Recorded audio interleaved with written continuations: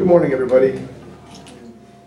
It's wonderful to be back here again. About 1,000,000 years ago, I was a first-year teacher here at KCSS. I taught drama and English, sort of. And one of the things that I did with my kids in all my classes always was I had them keep journals. For two reasons, mainly. One, it was a great way to get to know the kids. And two, it was a great time waster for a teacher whose lesson plans might not have been so hot.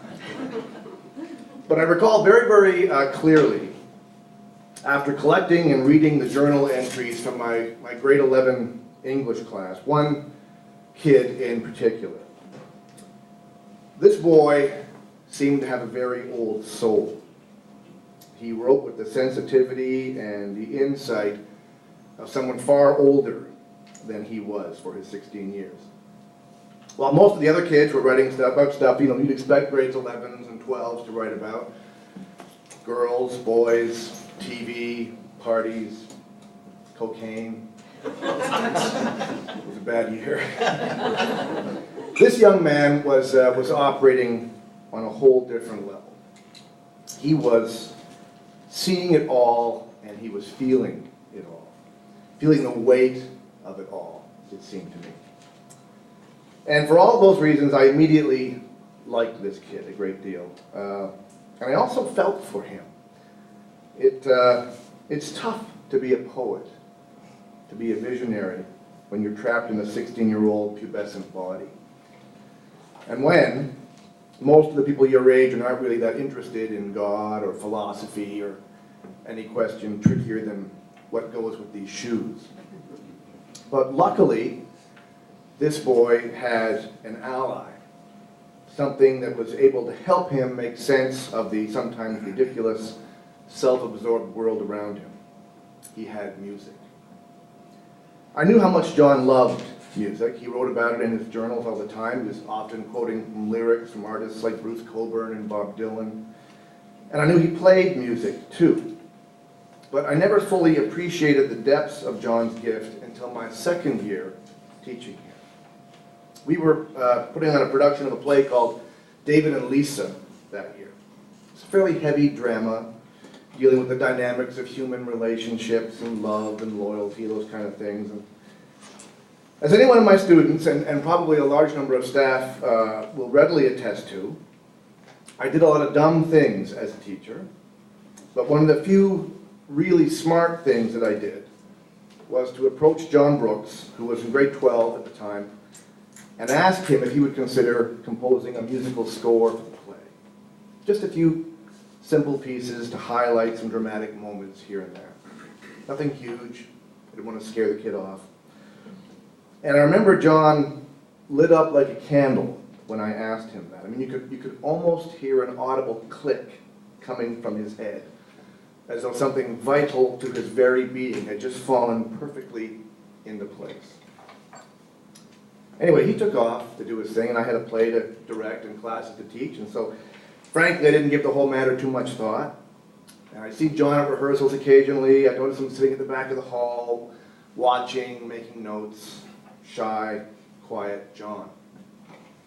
But one day, a few weeks later, Jon came to me at rehearsal, and he said that he had some stuff ready, if I'd like to hear it. I said, sure. So Jon set his keyboard up and went into the gym, and he jacked it into some speakers, and he sat down, and he began to play. He probably played for no more than 15 or 20 minutes. But when he was done, you could have heard a pin drop in that gymnasium. He completely blew us away. He had created a musical score that was so unutterably perfect, so beautifully haunting that all of us, everyone there, realized that we had just witnessed something called magic. When a human being finds his bliss, that thing that he or she is supposed to do in this life. And it was breathtaking, it really was. And of course, Jon, being Jon, was just like, is that okay? I've been away for teaching for 22 years.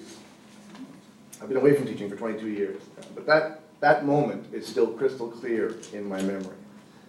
And when I look at Jon now, and I see how the painfully shy, remarkably talented but timid boy has turned into a confident, charismatic, passionate, intelligent artist, I'm frankly not surprised, but I am delighted. Jon has since that time gone on to far bigger and better things, of course. He is now a professional musician. He makes a living with his music. And I say that without a drop of hyperbole. Do you all realize what a Herculean feat that is in this country, to make a living in the music industry? I used to think that actors had a tough time of it until I started working with musicians. It's a tough business to exist in, let alone succeed in. But Jon has done just that. He's released 3 very, very successful solo CDs, with a 4th in the works. One of which, Ours and the Shepherds, is now among the collections of the Canadian War Museum and the John McCrae Society. In 2007, Jon was nominated for Best Songwriter at the Canadian Folk Music Awards.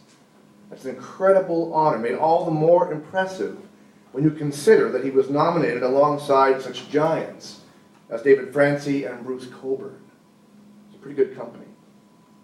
And in the next couple of weeks, Jon will be traveling to Charleston, West Virginia, representing Canada.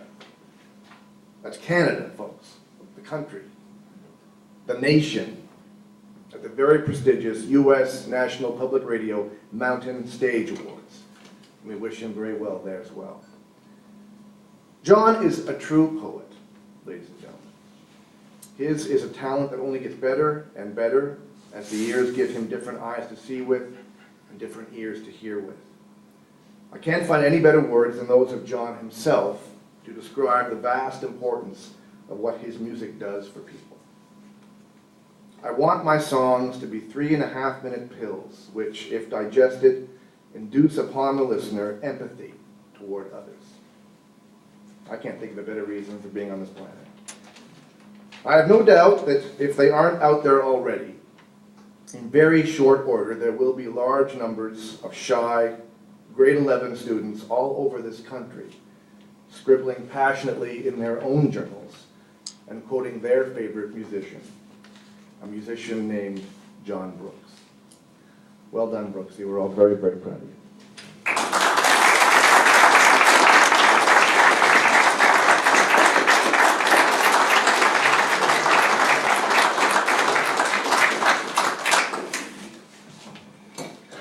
Thank you for coming, Neil.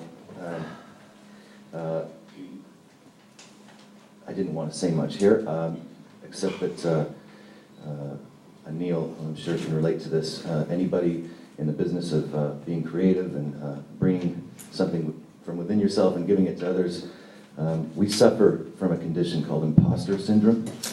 And a recurring nightmare for me has been to be called back to my high school and told by my former teachers that you sir, are an imposter. So, but this is a great honor. Thank you very much.